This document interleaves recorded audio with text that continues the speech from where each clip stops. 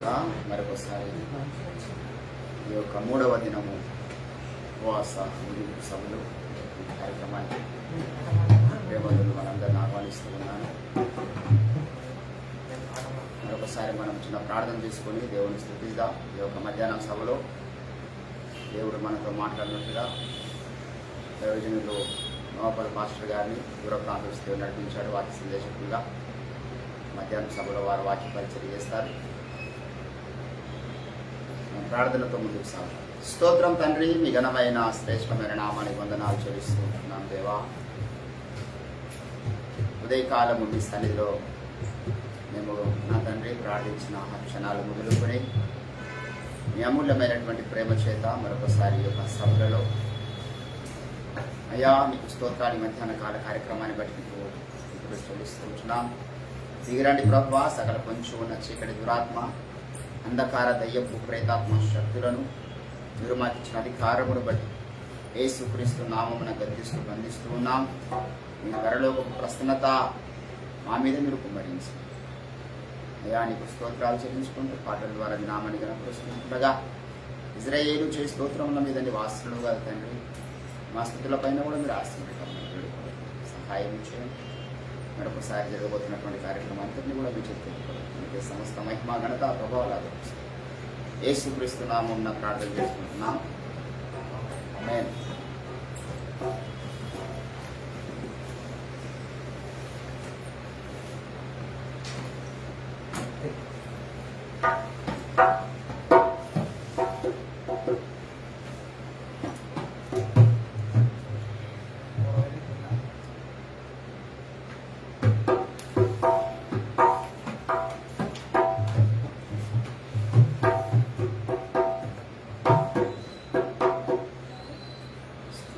గానమే పాడనా,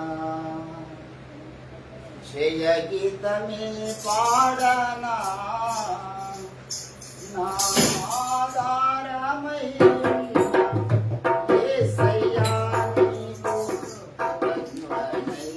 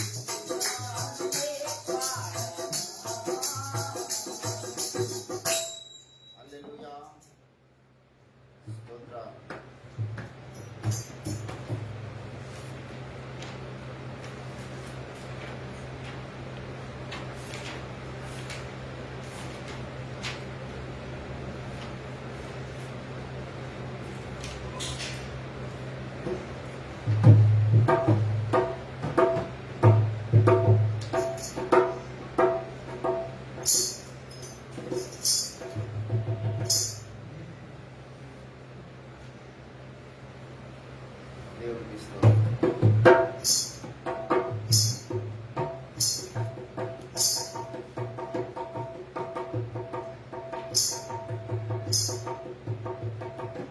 ఇంతగా నన్ను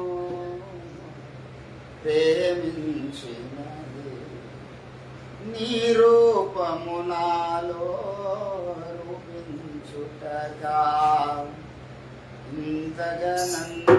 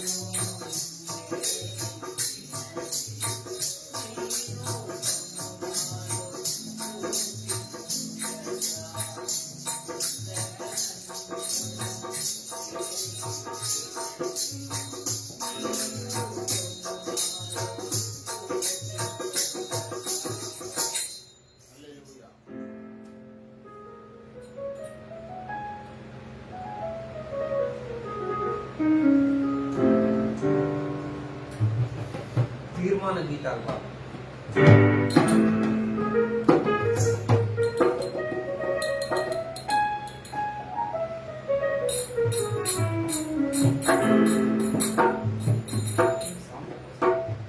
జీవితాలు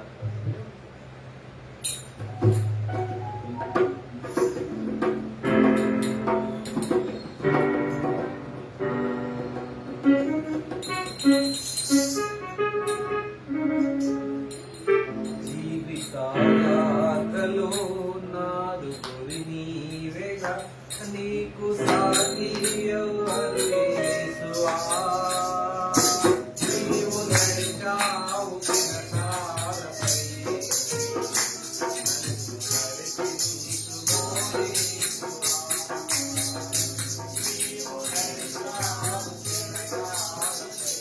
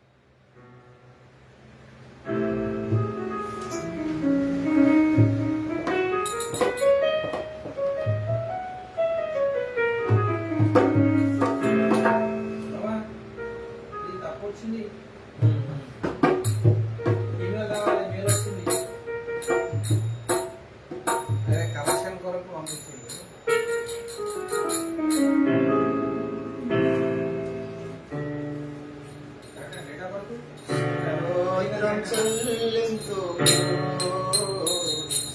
స్తుతి స్తోత్రం చెల్లింతు యేసునాథుని మేలులకై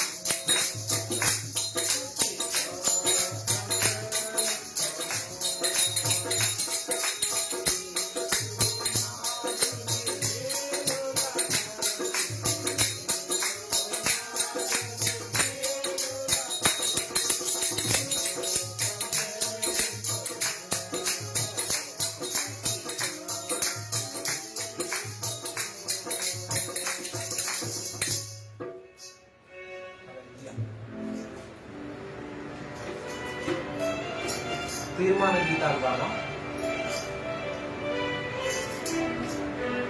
అయ్యగారు పాట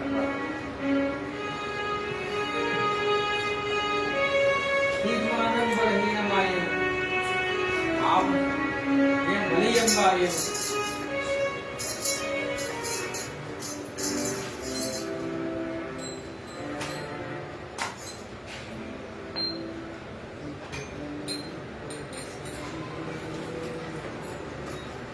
రైట్ బ్రతికెదని కోసమే మరణమైన నాకిక బ్రతికెదని కోసమే మరణమైన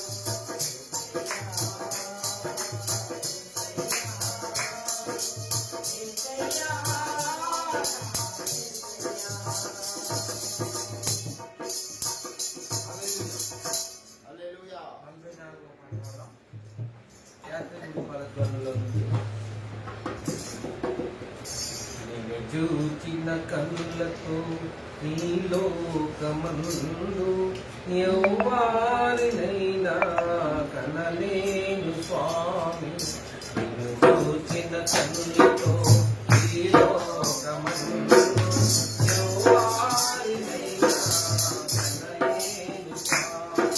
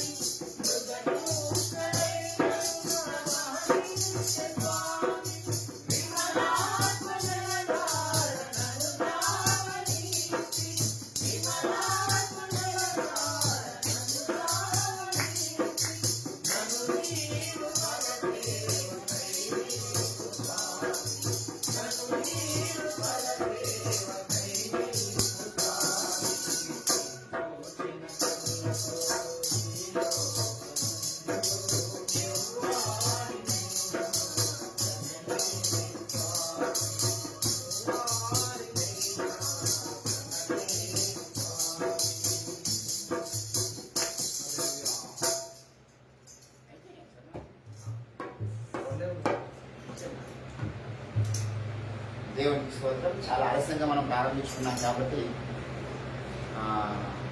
మనం దేవుడి మాటలు వచ్చిన పాట పాడిన తర్వాత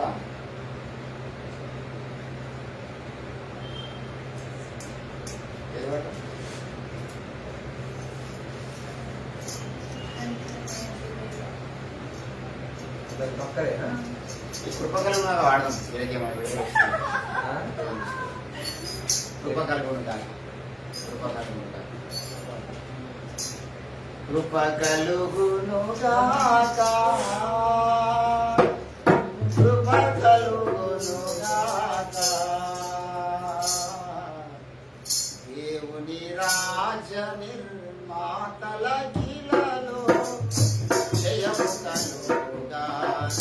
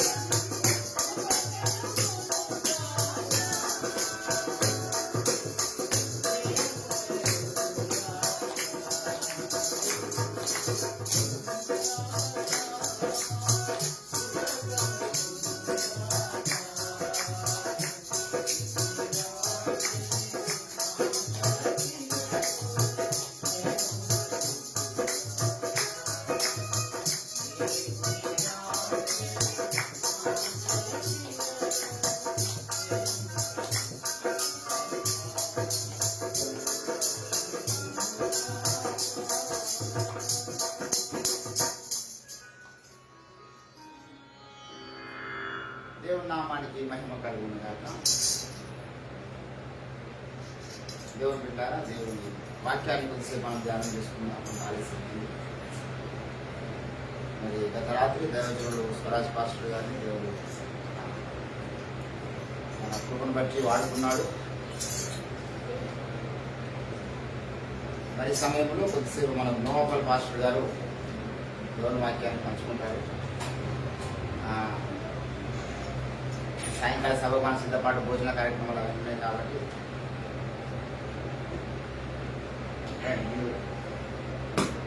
లైవ్లో మాట్లాడాలంటే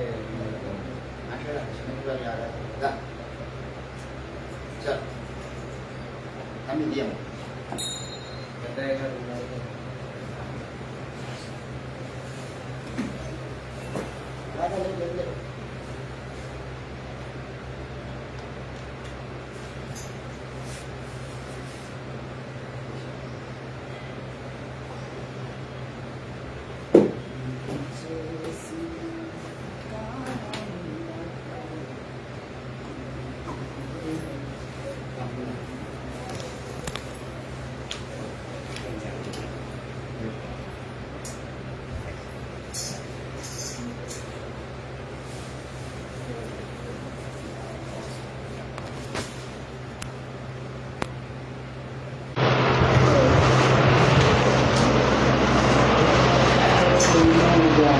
దేవునికి స్తోత్రం. సమయం ఇచ్చిన అయ్యగారికి వందనాలు. మరి అద్దాలి అయ్యగారు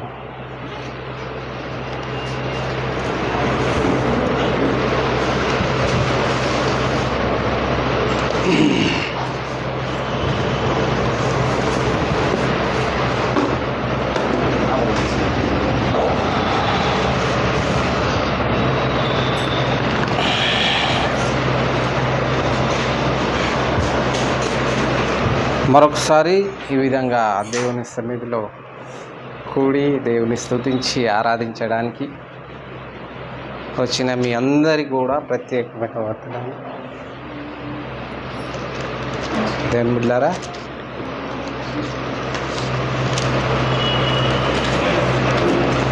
మరి ఈ యొక్క 50 రోజుల ఉపవాస ప్రార్థన ముగింపు సభలో ఈ విధంగా పాల్గొనడానికి దేవుడు కృపనిచ్చాడు. అందరిని బట్టి దేవునికి స్తోత్రం. మరి ఈ యొక్క గజ్వేల్ ప్రాంతానికి వచ్చినప్పుడల్లా మేము గజ ఏనుగులాగా బలం పొందుకొని వెళ్తాం. దేవునికి స్తోత్రం. హల్లెలూయా. ఎందుకంటే గజరాజు అనే పేరుతోనే గజ్వేల్ అనే పేరు వచ్చిందంట. కాబట్టి ఇక్కడ 1000 ఏనుగుల బలం పొందుకొని వెళ్ళేటటువంటి ఒక అద్భుతమైనటువంటి సీనాయి కొండ ప్రాంతం లాగా మనకు దేవుడు ఇక్కడ ఏర్పాటు చేశాడు. హల్లెలూయా. ఆశ్రయపురం. కాబట్టి ఇక్కడ చాలా స్ఫూర్తి పొందుకొని వెళ్తూ ఉంటాం.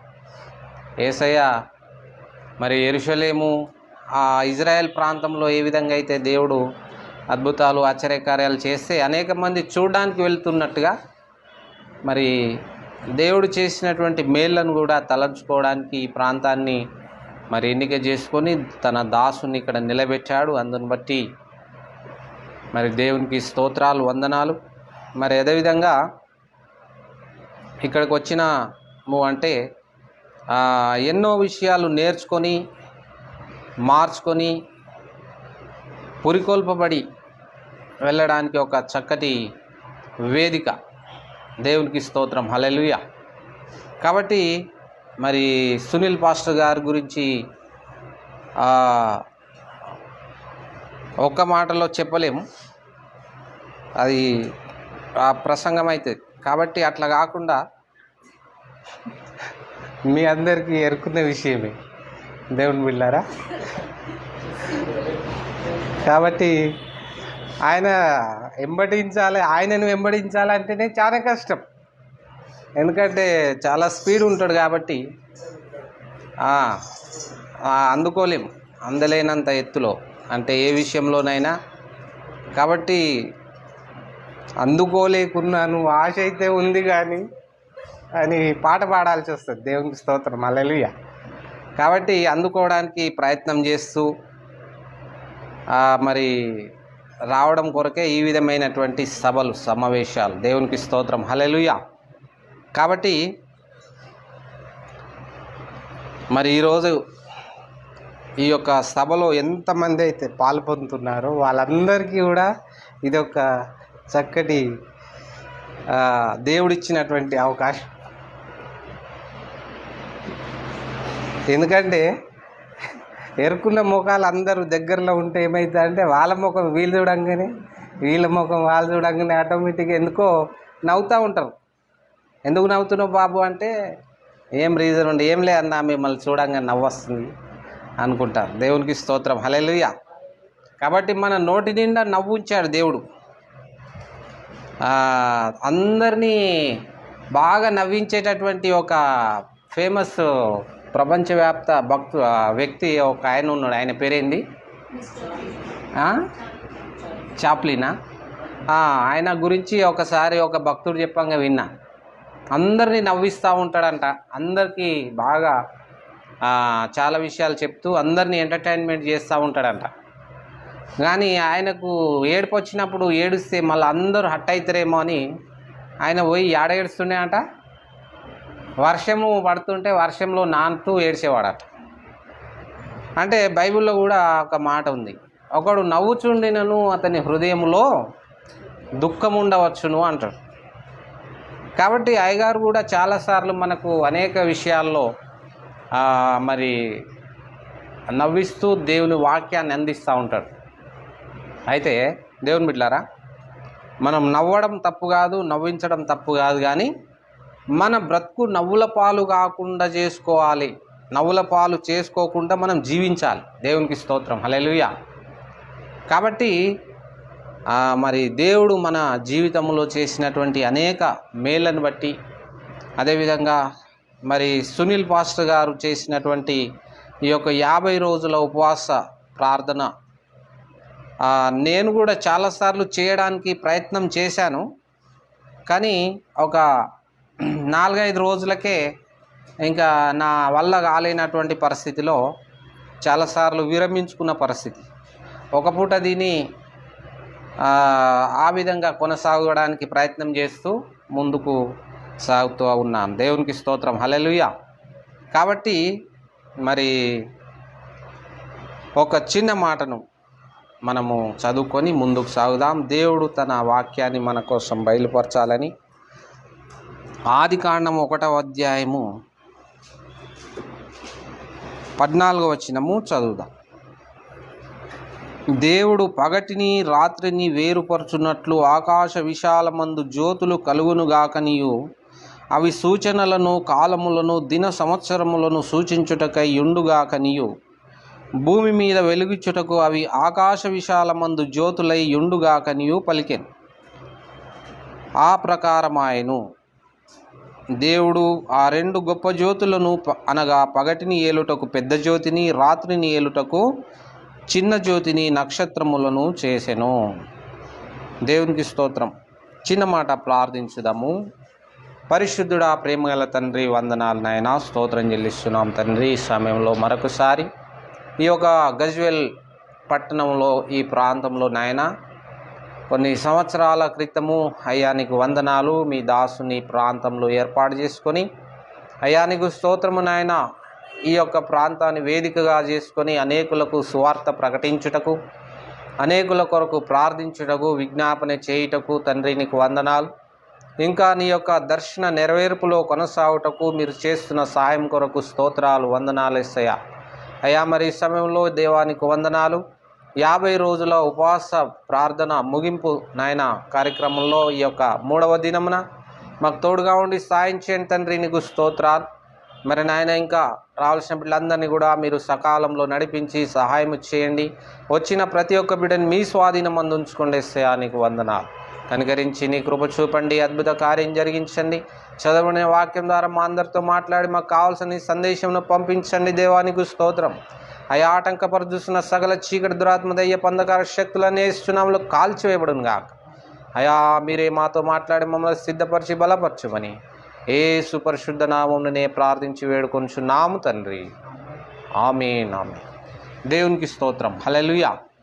దేవుని బిడ్డలారా, మరి ఈ యొక్క సృష్టి క్రమాన్ని మనం చూస్తే మనము ఈ యొక్క మన యొక్క భక్తి, విశ్వాసము అనేటటువంటి దాన్ని ఏ విధంగా మనం ముందుకు కొనసాగాలి, ఏ విధంగా మనము దీన్ని నేర్చుకోవాలి అనే విషయాన్ని గురించి చెబుతూ ఒక సృష్టి క్రమాన్ని కనుక మనం ఆలోచన చేస్తే మనకు దేవుడు అర్థమవుతాడని చెప్పాడు. ఈ సృష్టి కార్యక్రమాన్ని, సృష్టిని దేవుడు చేసిన విధానాన్ని కనుక మనం ఆలోచన చేస్తే మనకు దేవుడు అర్థమవుతాడని రోమా పత్రిక 1వ అధ్యాయము మనము చూసినట్లయితే 20వ వచనాన్ని మనము చూస్తే అక్కడ ఉంది. ఆయన అదృశ్య లక్షణములు అనగా ఆయన నిత్యశక్తియు దేవత్వమును జగత్తుత్పత్తి మొదలుకొని సృష్టింపబడిన వస్తువులను ఆలోచించుట వలన తేటపడుచున్నవి. దేవుడు సృష్టించినటువంటి యొక్క సృష్టిని మనము ఒకసారి చూస్తూ ఉంటేనంట ఏం చేస్తుండు అంటే, మనకు దేవుని గురించి ఆలోచన చేస్తేనంట మనకు దేవుడు అర్థమవుతాడు. కాబట్టి దేవుని లక్షణాలు అర్థమవుతాయి. సృష్టిని పరిశీలిస్తే తెలుస్తుంది అంటుండు. అయితే ఇక్కడ పరిశీలించడానికి ఏముందంటే, 4వ దినమున ఏం చేసిండంట దేవుడు, మరి పగటిని ఏలుటకు ఒక జ్యోతిని, రాత్రిని ఏలుటకు ఒక జ్యోతిని దేవుడు చేశాడు. అంటే ఎటు తిరిగి ఈ సూర్యచంద్ర నక్షత్రములను చేసినట్టుగా మనం చూస్తూ ఉన్నాం. 4వ దినమున దేవుడు ఏం చేసిండు అంటే సూర్యచంద్ర నక్షత్రాలను చేసిండు. ఈ సూర్యచంద్ర నక్షత్రాలు అనేది మనము బైబిల్ గ్రంథంలో, బైబిల్ భాషలో మరి ఒక్కొక్క డిపార్ట్మెంట్కి ఒక్కొక్క భాష, కోడ్ భాష ఉంటుంది. దాన్ని మనము అర్థం చేసుకోవాలి. ఇది బైబిల్ భాష అని మనం అనుకోవాలి.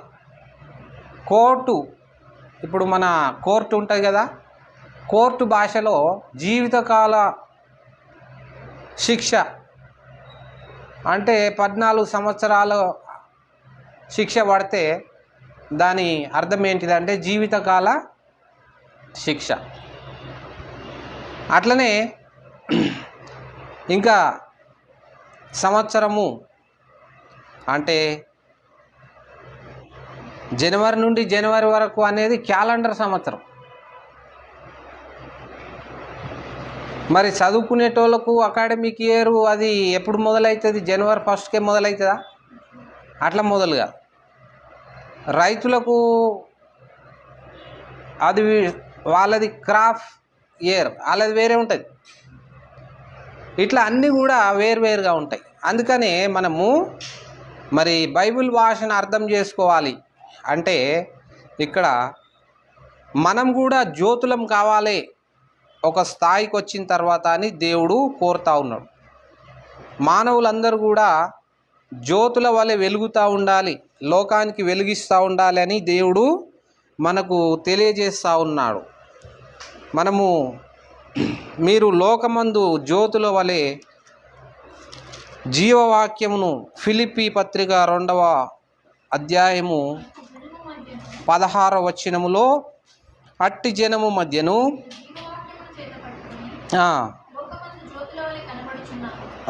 దేవునికి స్తోత్రం, హల్లెలూయా. అందువలన నేను వ్యర్థముగా పరిగెత్తలేదనియు, నేను పడిన కష్టము నిష్ప్రయోజనము కాలేదనియు క్రీస్తు దినమున నాకు అతిశయ కారణము కలుగును. దేవునికి స్తోత్రం, హల్లెలూయా. కాబట్టి ఇక్కడ మనము జ్యోతులం కావాలని, 4వ మెట్టు మీద మనం జ్యోతులం కావాలని దేవుని చిత్తం. జ్యోతి కావాలంటే, ఒక వెలుగు కావాలంటే మనల్ని దేవుడు ఎప్పుడు వెలుగుగా చేస్తాడు అంటే, ఆ అంతస్తులోకి ఎప్పుడు వెళ్తాం మనము అంటే, ఈ యొక్క ఉపవాస ప్రార్థనలు దీక్షను మనం కొనసాగిస్తూ ఉన్నప్పుడు మనము ఏమవుతాము అంటే, మరి సూర్యుని ఆపడము ఎవరి తరం కూడా కాదు. హల్లెలూయా. చంద్రుని ఆపడం ఎవరి తరం అని అవుతుందా? చుక్కలను ఆపడం ఎవరి తరం కూడా? అది వెలుగివ్వకుండా చేయడం కూడా ఎవరి తరము? సూర్యునికి చేయడం పెట్టి వెలుగియకుండా ఎవరన్నా ఆపగలుగుతారా? ఆపలేరు. కాబట్టి మనం ఒక స్టార్ అయితే, అంటే లోక సంబంధంగా ఏమవుతారు అంటే, ఒక వ్యక్తి ఎవరన్నా చనిపోయారు అనుకో, అప్పుడు పాట పాడతారు, చుక్కల్లోకెక్కినాడు చక్కనోడు అని పాట పాడతారు. అయితే క్రైస్తవులుగా మనం అయితే బ్రతుకున్నప్పుడే చుక్కలమవుతున్నాం మనం. హల్లెలూయా. మనం బ్రతుకున్నప్పుడే చుక్కలమవుతున్నాము. ఆ చుక్క ఏం చేస్తుందంటే వెలిగిస్తుంది, దారి చూపిస్తుంది. తర్వాత దాని వేగాన్ని ఎవరు కూడా నియంత్రించలేరు. హల్లెలూయా. కాబట్టి దాని యొక్క వేగమును, అందుకే ఇక్కడ చుక్క చెప్పిన తర్వాత ఏమన్నాడు? పరిగెత్తలేదనియు. అంటే చుక్క ఏం చేస్తుంది? చాలా స్పీడ్ పరిగెడుతుంది. అదేవిధంగా దేవుని బిడ్డలారా, దేవుడు అంటే అర్థం ఏంటిది అంటే టైం అని అర్థం. దేవుడు అంటే ఏంటిదమ్మా? టైం. దేవుడు అంటే ఏంటిదయ్యా? బ్రో నీ పేరేంది? చందు. చందు అంటే ఏది? చంద్రుడేనా? దేవునికి స్తోత్రం. కాబట్టి నీ పేరేంది బ్రదర్? నవీందర్. దేవునికి స్తోత్రం. నీ పేరేందమ్మా? సౌజాత. ఇట్లా మీ పేర్లన్నీ చెప్తే మళ్ళీ గంట సేపు అవుతుంది. అందరి పేర్లు వద్దు, ముఖ్యమైన వాళ్ళ పేర్లు చాలు. దేవునికి స్తోత్రం, హల్లెలూయా. కాబట్టి దేవుని బిడ్డలారా, జ్యోతి అంటే చుక్క వెలిగిచ్చేటటువంటిది.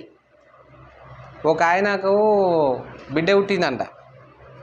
అయితే ఆయన ఏం చేసిందంట, ఏం పేరు పెడదామా అని ఆలోచిస్తుండట. అలా భార్య అన్నదంట, మనకు చాలా రోజుల తర్వాత బిడ్డ పుట్టింది కదా, ఆమె బుద్ధి జ్ఞానము కలిగినటువంటి ఆమె కావాలి, కాబట్టి మనం బుద్ధి అని పేరు పెడదాం అన్నారట. సరే అని బుద్ధి అని పేరు పెట్టిరట. తర్వాత పెద్దగా అయింది, గింత అయినాక స్కూల్ వేసిరట. ఇక రోజు స్కూల్కి వెళ్తుంది వస్తుంది. ఆ అమ్మాయి వాళ్ళ దోస్తులు అందరూ ఇలా అయ్యకు ఫోన్ చేసి, అంకుల్ బుద్ధి లేదా, అంకుల్ బుద్ధి లేదా అంటురట. అరే నీకు ముందే చెప్పినా కదా, ఈ పేరు బుద్ధి అని పెట్టకని, అందరు నన్ను బుద్ధి లేదా అంటున్నారు. కాదంకుల్ బుద్ధి లేదా అంటురట. అంటే ఏంటిది? ఇప్పుడు తిట్టినట్ట లేకుంటే ఏమన్నట్ట మీరు చెప్పండి. అంటే వాళ్ళు ఏమంటారు? ఆమె పేరు పెట్టే పిలుస్తారు. అయితే దేవుని బిడ్డలారా, ఈ విధంగా ప్రతి ఒక్కరం కూడా దేవుడు మనల్ని ఏం చేయాలనుకుంటున్నాడంటే జ్యోతిలాగా వెలిగించాలనుకుంటున్నాడు. జ్యోతిలాగా వెలిగిన తర్వాత దేవుడు మనల్ని ఏం చేయాలనుకుంటున్నాడంటే, దేవుడు మనం జ్యోతిలాగా అయిన తర్వాత మనల్ని పరుగెత్తిస్తాడు. అందుకే ఇక్కడ చెప్తుండే ఏంటంటే, నేను వ్యర్థంగా పరుగెత్తలేదనియు. హల్లెలూయా. అంటే టైం అంటే ఏంటిది? దేవుడు అని అర్థం. కాలము అంటే ఆది నేనే, అంతము నేనే, ఆల్ఫా నేనే, ఒమేగా నేనే. ఈ మధ్యలో ఉండేదే కాలము, అదే టైము. టైం అనగా ఏంటిది? దేవుడు. టైం అంటే ఏంటిది? దేవుడు. టైం ఫాలో కావడం అంటే ఏంటిది? యేసుని ఫాలో కావడం, ప్రభువును ఫాలో కావడం. యేసయ్యను వెంబడించడం అంటే ఏంటిది? చాలాసార్లు రొట్టెల కోసము, లేకుంటే ఇంకొక ఆశీర్వాదాల కోసము, స్వస్థత కోసము, రకరకాల ఈ లోక సంబంధమైన వాటి కొరకు ఫాలో అవుతున్న వాళ్ళు చాలామంది ఉన్నారు. ఏంటిది అంటే ఆ తర్వాత ఏంది పరిస్థితి అంటే ఇంకేముండదు. కనుక దేవుని బిడ్డలారా, టైం ఫాలో కావడమే యేసుని ఫాలో కావడం. మరి టైం ఫాలో కావడం అంటే ఏంటిది? మన టైంను సద్వినియోగం చేసుకోవడం అంటే ఏంటిది? మనం జ్ఞానులంగా పిలువబడాలంటే ఏంటిది అంటే మనకు చక్కగా ఒక మాట దేవుడు చెప్పాడు. దేవుని బిడ్డలారా, మీరు సమయమును పోనీయక ఏం చేయమంటుండు? సద్వినియోగం చేసుకొనుచు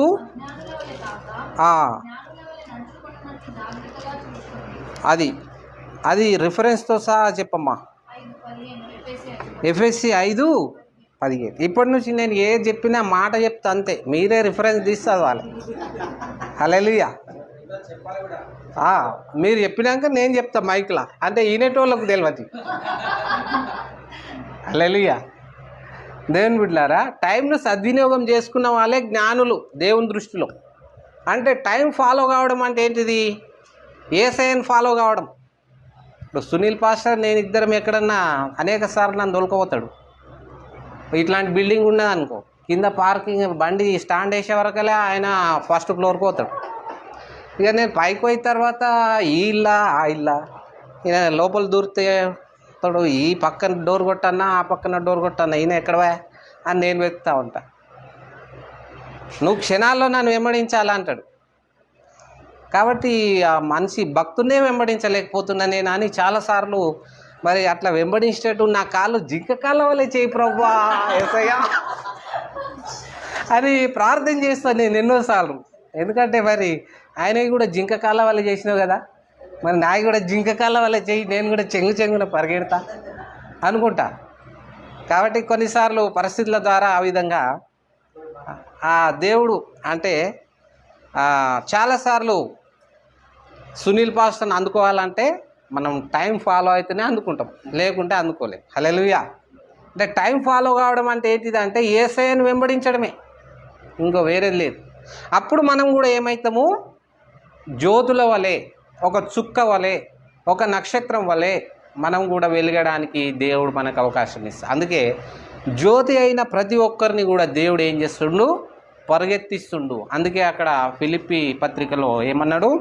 మీరు జ్యోతుల వలె అయిన తర్వాత నేను వ్యర్థంగా పరిగెత్తలేదనియో అని అంటాడు.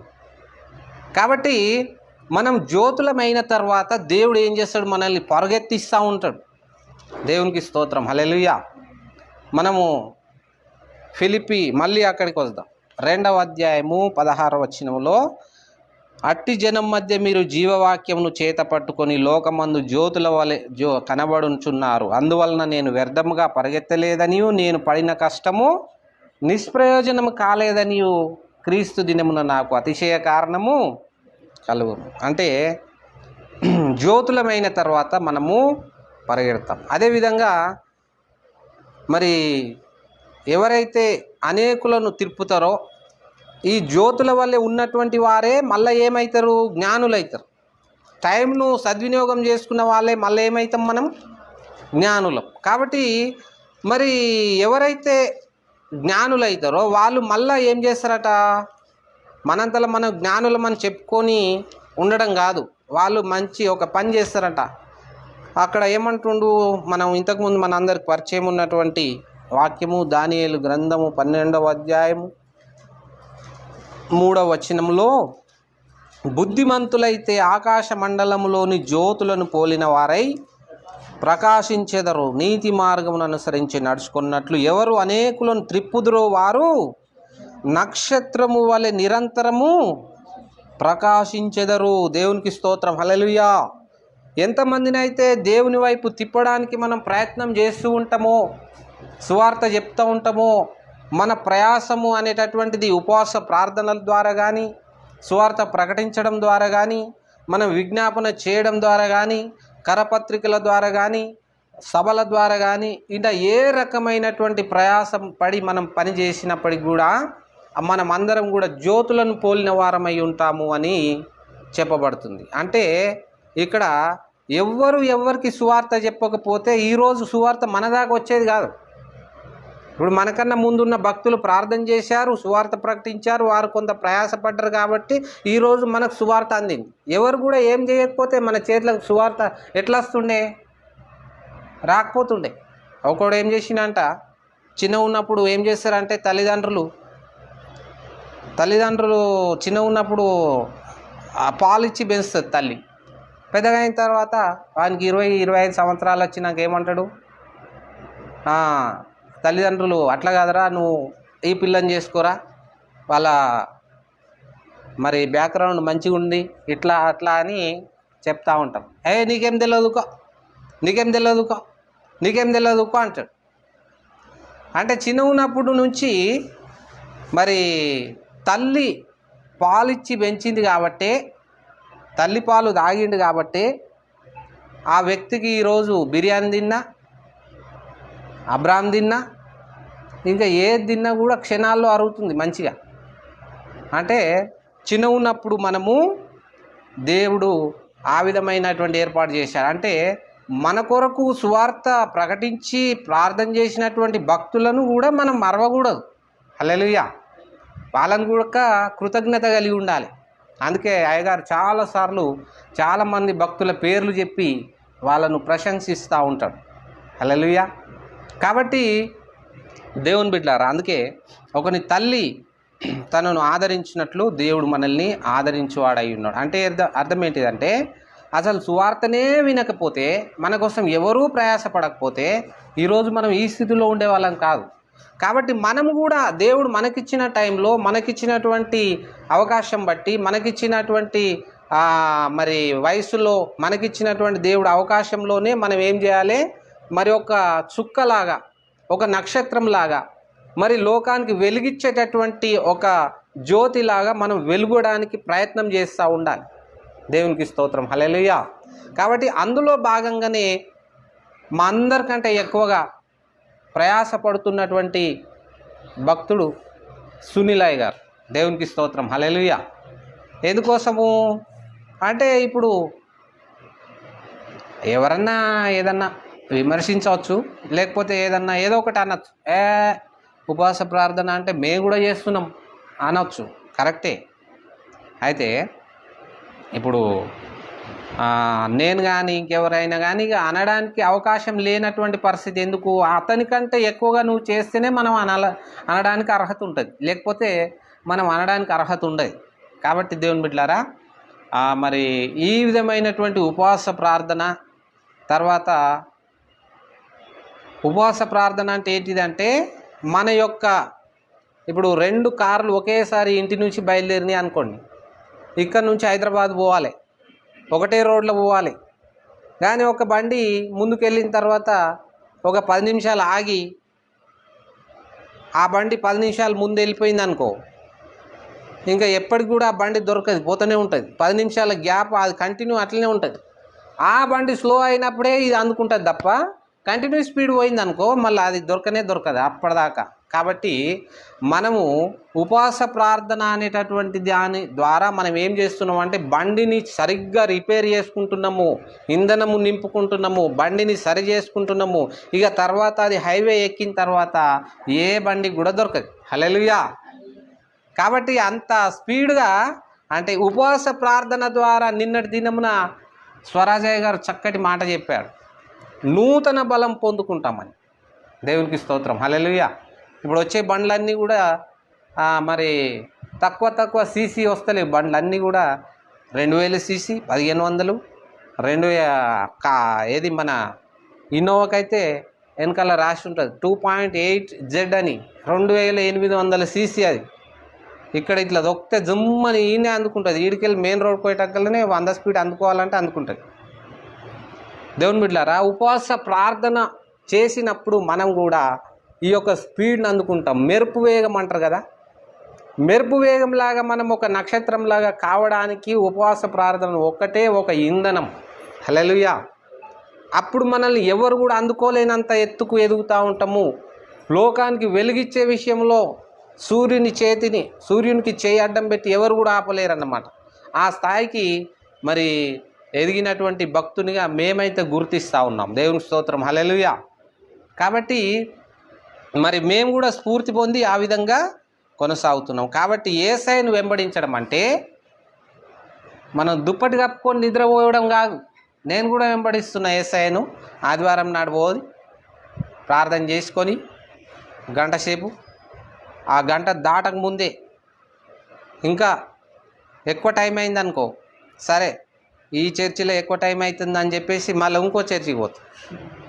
అక్కడ 2 గంటలు అవుతుంది. అబ్బో ఇక్కడ వద్దురా భయ్య అని ఇంకో దగ్గర పోతాం.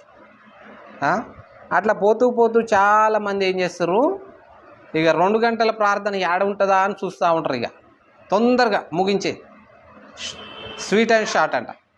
కనుక దేవుని బిడ్డలారా, ఆ భక్తులందరికీ ఓపిక లేని పరిస్థితి అయిపోయింది. అసలు ఈ యొక్క పరుగు పందెంలో ఎట్లుండాలంట, అసలు ఓపుకున్నవాడే గెలుస్తాడట. దేవునికి స్తోత్రం, హల్లెలూయా.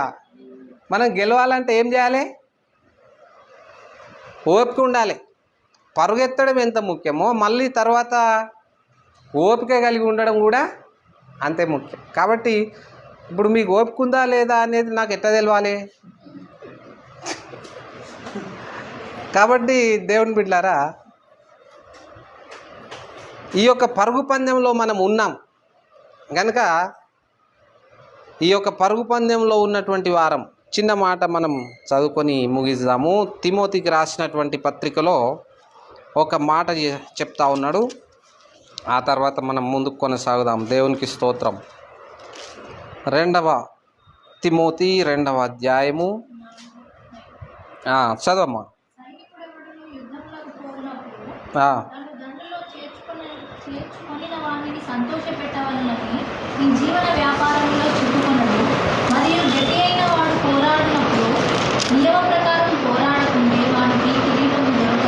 చాలు. ఇక్కడ ఏమంటుండంటే మరి నియమ ప్రకారము పోరాడాలి అని అంటుండు. మనం వేగంగా వెళ్ళడం ముఖ్యమే, మనం స్పీడ్గా వెళ్ళడం ముఖ్యమే. ఔటర్ రింగ్ రోడ్ మీద ఒకటి రాస్తాడు, ఒక స్లోగన్. ఏమని రాస్తాడు అంటే, రక్షణతో కూడిన వేగమే మా లక్ష్యం అని రాస్తాడు. అంటే మనం ఎంత స్పీడ్ వెళ్ళినా దానికి తగ్గ కంట్రోల్ ఉండాలి అని అర్థం. హల్లెలూయా. వేగంగా వెళ్ళి మన బండికి 280 స్పీడ్ ఉంటుంది అనుకో, 180 స్పీడ్ ఉంటుంది, 220 స్పీడ్ ఉంటుంది. అన్ని చోట్ల 280 స్పీడ్ వెళ్ళలేం మనం. 50, 40, ఒక్కొక్క దగ్గర 100 ఈ విధంగా వెళ్తా అవసరాన్ని బట్టి. కాబట్టి మన యొక్క వేగం అనేటటువంటిది రక్షణతో కూడిన వేగమై ఉండాలి. దేవునికి స్తోత్రం, హల్లెలూయా. కాబట్టి మనము వెలిగించేటటువంటి పరిస్థితిలో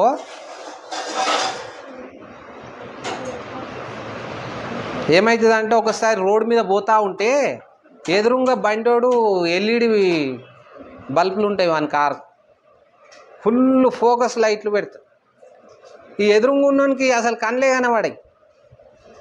నేను రోడ్డు మీదనే ఉన్నానా, రోడ్ పక్కకు ఉన్నానా, సెంటర్లో ఉన్నానా, లేకుంటే వాని కారుకు చక్కగా పోతున్నానా, ఏం అర్థం కాదు. దీని కళ్ళు సిమ్మ చీకటి అవుతాయి. కాబట్టి వెలుగు ముఖ్యమే, కానీ వాని కళ్ళు పోయేటంత వెలుగు ఇవ్వద్దు మనం. హల్లెలూయా. ఆయన కళ్ళు మొత్తానికే పోతాయి. ఇప్పుడు దూత వచ్చి చెప్పింది యేసయ్య పుట్టినప్పుడు, ఆ వెలుగు ఎట్లా ఉందంటే వాళ్ళు భరించేటటువంటి పరిస్థితిలో ఉన్నాయి. హల్లెలూయా. కాబట్టి ఈ యొక్క రక్షణతో కూడిన వేగం లాగానే చూడగలిగినంత స్థాయిలో మనము వెలిగిస్తూ ముందుకు కొనసాగుతూ ఓపికతో పరిగెడతా ఉండాలి మనమందరం కూడా. దేవునికి స్తోత్రం, హల్లెలూయా. కాబట్టి మనము సమయాన్ని సద్వినియోగం చేసుకోవడం అంటే యేసయ్యను సద్వినియోగం చేసుకోవడమే. కాలం కలిసి రావడము అంటే అర్థం ఏంటిదంటే యేసయ్య కలిసి రావడమే. మనకు కాలం కలిసి రాలేదంటారు చాలామంది. కాలం కలిసి రావడం అంటే ఏంటిది? దేవుడు కలిసి రావడమే. కాలము అంటే, టైం అంటే యేసయ్య. కాబట్టి యేసయ్య కలిసి రావాలంటే మనకు ఏం కావాలి అంటే ఈ ఉపవాస ప్రార్థన ద్వారా దేవుడు మనతో కలిసి వస్తాడు. దేవునికి స్తోత్రం, హల్లెలూయా. దేవుడు మనతో ఏం చేస్తాడు? కలిసి వస్తాడు. ఆ తర్వాత మనం ఒక చిన్న మాటను మనము చదువుకుంటే 1 కొరింథీకి రాసినటువంటి పత్రిక, దేవుని బిడ్డలారా, ఒక చిన్న మాటను మనం చూస్తే 2 కొరింథీ రాసిన పత్రిక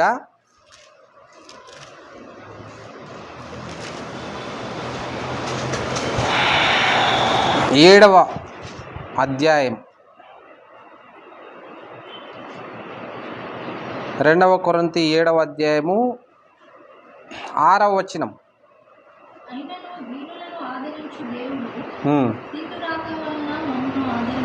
తీతు రాక వలన దేవుడు ఏం చేస్తున్నట? ఆదరిస్తూ ఉన్నాడు. ఒక భక్తుడు ఎట్లుండాలంటే ఇతరులను ఆదరించేవాడుగా ఉండాలి. వెలుగు అంటే అర్థం ఏంటిది? ఈ ఇంట్లో చీకటి ఉందనుకో, మొత్తానికి రాత్రిపూట మనం వెలుగుకు అలవాటు పడ్డాం. ఇప్పుడు కరెంట్ వచ్చినాక, ఒకప్పుడు కరెంట్ లేకపోతే 40 ఏళ్ళ కింద నేను పుట్టిన కొత్తలో అసలు కరెంటే లేదంట, అన్ని దీపాలు పెట్టుకున్నాం. ఇప్పుడు కరెంట్ వచ్చి ఇంత వెలుగుకు అలవాటు పడ్డాం కదా, మనకు కరెంట్ బిల్ ఎక్కువ వస్తుంది, వద్దు దీపాలు పెట్టుకుందాము అని అంటే, ఇప్పుడు ఈ వెలుగును చూసిన తర్వాత ఆ దీపం వెలుగు మనకేమన్నా వెలుగులే కనిపిస్తుందా?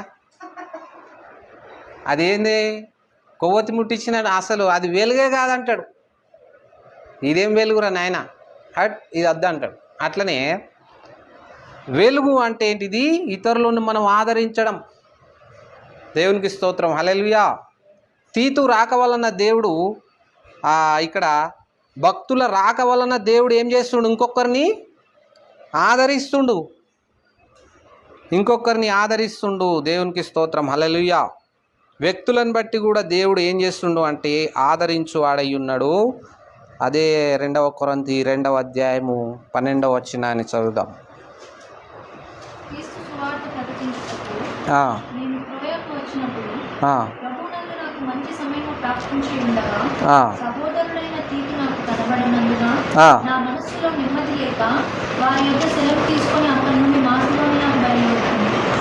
ఇక్కడ ఏమంటుండు మరి? ఆ భక్తుడు కనబడకపోతే ఈయనకి ఎట్లా అవుతుందంట? హృదయంలో నెమ్మది లేని పరిస్థితి. కాబట్టి కొంతమంది నెమ్మది కలిగించే భక్తులు ఉంటారు. నేను బాగా ఎవరితోనన్నా క్లోజ్ ఉన్నానుకో, బాగా ఆయనతో ఒకేసారి ఫోన్ కట్ చేసి పడేస్తా. 15 రోజుల దాకా ఫోన్ ఎత్తా తిక్కలేసి. అంటే నా బాధలు నాకున్నాయి. ఊకే నీ ఫోన్ ఆడ మాట్లాడుతుంది. ఆడు ఇక ఫోన్ చేసి ఇక ఏం అర్థం కాదు. అరే మనశ్శాంతి లేదన్నా అంటే ఏం చేయాలి? నా బాధల్లో నేను ఉంటి, నీ ఫోన్ ఆడ మాట్లాడతా. నాకు బాగలేదు, నా మనశ్శాంతి నాకు లేక నేను ఒంటరిగా దేవునితో గడుపుతున్నా, ఊకే డిస్టర్బ్ చేయక నేను. అట్లా చాలామంది ఫోన్ ఎత్తకపోతే ఇంటికి వచ్చి కలిసిన వాళ్ళు ఉన్నారు. అంటే నేనేదో గొప్ప భక్తుని అని చెప్తలే.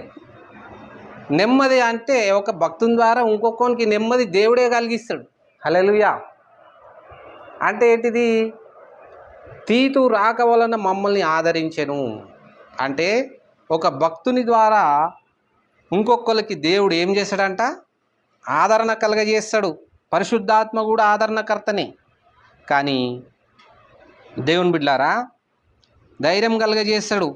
అదే 2 కొరింథీ 7వ అధ్యాయము 16వ వచనం చూడండి. ప్రతి విషయములోనూ మీ వలన నాకు ధైర్యం కలుగుచున్నది కనుక సంఘము ద్వారా భక్తునికి ఏం కలుగుతుంది?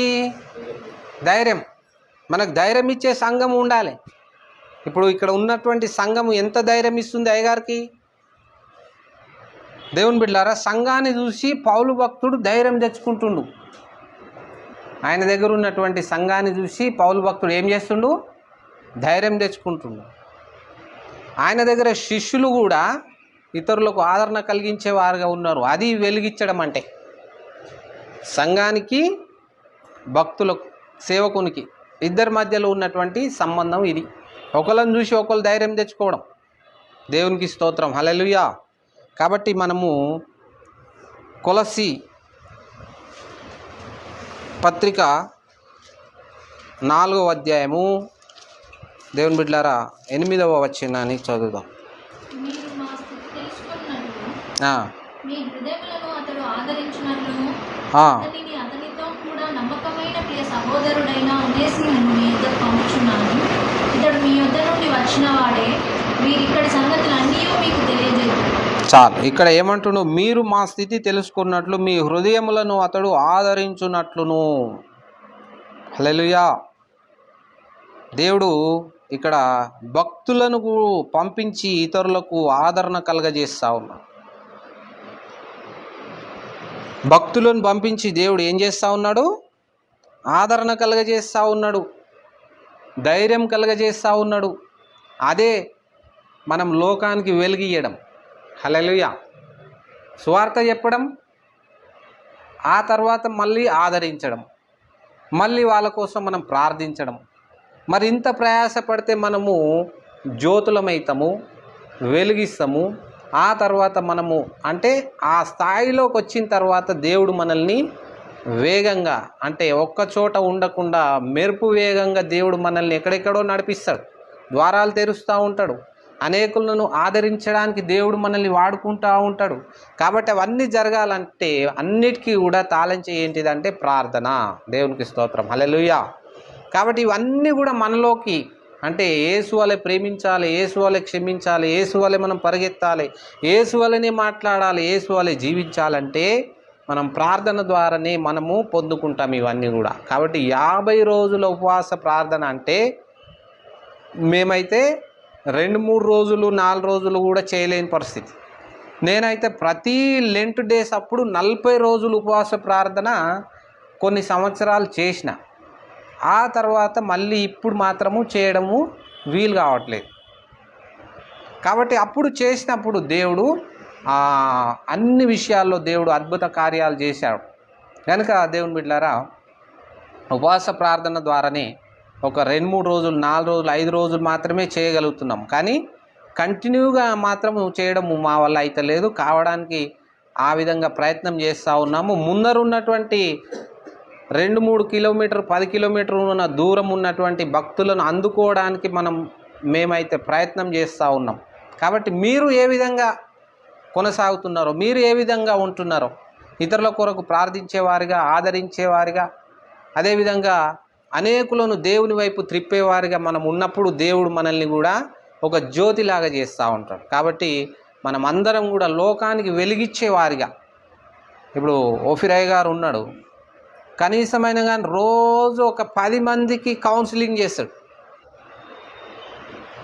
ఆయనకి ఉన్న ఓపికలో మనకు ఒక శీమకాలంతా కూడా లేదు. చూసేటోళ్ళకే యాస్ట్ వస్తుంది. అది గోడకు నెత్తి గుద్దుకున్నా ఏం చేయాలా అని అంత బాధ అవుతుంది. ఆయనకున్న ఓపికలో శీమకాలంతా కూడా లేదు మనకు. కాబట్టి ఆ స్థాయి భక్తులు అన్నమాట. ఇప్పుడు వాళ్ళని వెంబడించి అందుకోలే పరిస్థితే లేం మనం.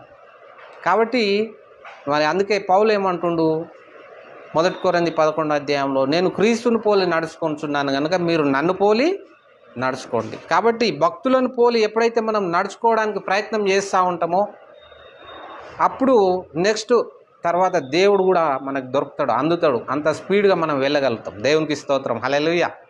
కాబట్టి పాతకాలపు భక్తులను ఎవరిని కూడా మనం ఓవర్టేక్ చేయలేం. చేస్తామా? ఇప్పుడు ఒక భక్త సింగ్ అయ్యగారు లెక్క మనము ఇప్పుడు కావాలంటే ఇప్పుడు ఎంత టైం పడుతుంది?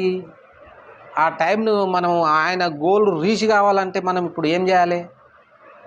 ధ్యానం చేయడానికే టైం లేదు. ఆయనది చెప్తే, ఆయనది మొత్తం సాక్ష్యం మనం చెప్తే వినడానికే టైం లేదు. మనకు ఉందా? ఓపిక లేదు. కాబట్టి దేవుని పిల్లరా, మరి మనం అందరం కూడా భక్తులను మనం అందుకోవడానికి ప్రయత్నం చేద్దాం. అలాంటి భక్తులతో సమానంగా కాకపోయినా కొంతనైనా మనము ముందుకెళ్ళడానికి ప్రయత్నం చేద్దాం. అలాంటి కృప దేవుడు మనందరికీ ఇచ్చి నడిపించునుగాక. మరి ఈ విధంగా మరి అయ్యగారు చేసినటువంటి 50 రోజుల ఉపవాస ప్రార్థనలో ఏమేమైతే అంశాలు పెట్టారో ఆ అంశాలన్నింటినీ కూడా దేవుడు నెరవేర్చున్నట్లుగా అనుదిన ప్రార్థనలో మరి మనం ఎత్తిపడదాం. దేవుడు ఇంకా మంచి ఆరోగ్యాలు ఇచ్చి నడిపించినట్లుగా. అదేవిధంగా నాకు ఈ గజ్వేల్ వచ్చినప్పుడల్లా వ్యక్తిగతంగా ఒక మేలు జరుగుతూ ఉంటుంది. ఇప్పుడే ఒక చాలా రోజుల నుంచి ప్రార్థించినటువంటి ఒక అంశం గురించి రిజల్ట్ వచ్చింది. హల్లెలూయా. అంటే దేవుడు జవాబిచ్చే స్థలంలాగా ఇక్కడ ఎంచుకున్నట్టుండు. దేవునికి స్తోత్రం. హల్లెలూయా. అయితే వ్యక్తిగతంగా నేను ఏ ప్రార్థన మనవులు అయితే చేస్తానో, మామూలుగా ఇక్కడ ఇట్లా ఉపవాస ప్రార్థనలకు కానీ దేనికైనా వచ్చినప్పుడల్లా కరెక్ట్గా అప్పుడే రిజల్ట్ వస్తుంది. అప్పుడే నాకు చాలా రోజుల నుంచి నేను ప్రార్థన చేస్తూ ఉంటా ఒక అంశం గురించి. అట్లా చాలాసార్లు దేవుడు నా జీవితంలో జరిగించాడు. ఈరోజు కూడా మరి ఇప్పుడు 8 సంవత్సరాల నుంచి ఒక విషయం, పాప స్టడీ కొరకు ఒక అంశం గురించి నేను ప్రార్థనలో పెట్టాను. ఈరోజు ఇప్పుడే ఫోన్ వచ్చింది. కాబట్టి దేవుని బిడ్డలారా, మరి ఇక్కడికి వచ్చిన ప్రతిసారి కూడా మరి దేవుడు నన్ను దర్శిస్తూ ఉన్నాడు, నాకు జవాబిస్తున్నాడని నేను నమ్ముతున్నా వ్యక్తిగతంగా. దేవునికి స్తోత్రం. హల్లెలూయా. కాబట్టి నేను ఇక్కడ వచ్చినప్పుడల్లా మరి ఆదరించబడి వెళుతున్నటువంటి వ్యక్తిగా ఉన్నా. అంత మాత్రమే కాకుండా మరి ఈ విధమైన సహవాసంలో కలిసి ఉంటున్నప్పుడు ఒకవేళ నాకు వ్యక్తిగతంగా ఏదన్నా అవసరాలు కూడా అన్నవాళ్ళు చాలాసార్లు మరి నాకు చెప్పులు కావచ్చు, బట్టలు కావచ్చు, ఇంకోటి కావచ్చు, అన్ని విషయాల్లో కూడా నాకు ఒక తోటి సేవకుడు మనతో పాటు ఉన్నప్పుడు అట్లా ఉండొద్దు, మంచిగా ఉండాలని అందరు కలిపి నన్ను ఈ విధంగా మరి ప్రోత్సహించి నడిపిస్తూ ఉన్నను బట్టి, ప్రార్థన నా కొరకు చేస్తూ ముందుకు నడిపిస్తున్న విధానం బట్టి నేను ఒకటే అనుకుంటే ఏంటంటే, ముందు నాకంటే ముందున్నటువంటి వారితో సహవాసం చేస్తే ఇంకొక అడుగు వాళ్ళతో కూడా నేను ముందుకెళ్తా అనేదే నా ప్రయత్నం. హల్లెలూయా. కాబట్టి ప్రార్థన చేయి వారితో సహవాసం కలిసి ముందుకెళ్ళమని దేవుడు చెప్పాడు. కాబట్టి ఆ విధంగా ఆదరించబడి దేవుని కృపను పొందుకునే స్థలంగా ఉండి మరి నేనైతే నమ్ముచున్నా. దేవుడు చేసినట్టు మేలన్నిటిని బట్టి కృతజ్ఞతాస్తుతులు వందనాలు చెల్లిస్తూ ఈ యొక్క మరి దేవుడి వాక్యాన్ని దీవించి మన మేలు నిమిత్తమై ఆశీర్వదించునుగాక. ఆమేన్. Praise the lord.